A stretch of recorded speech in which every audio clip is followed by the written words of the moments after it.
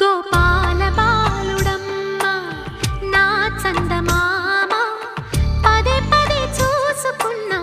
తనివి తీరదమ్మ రారా కన్నా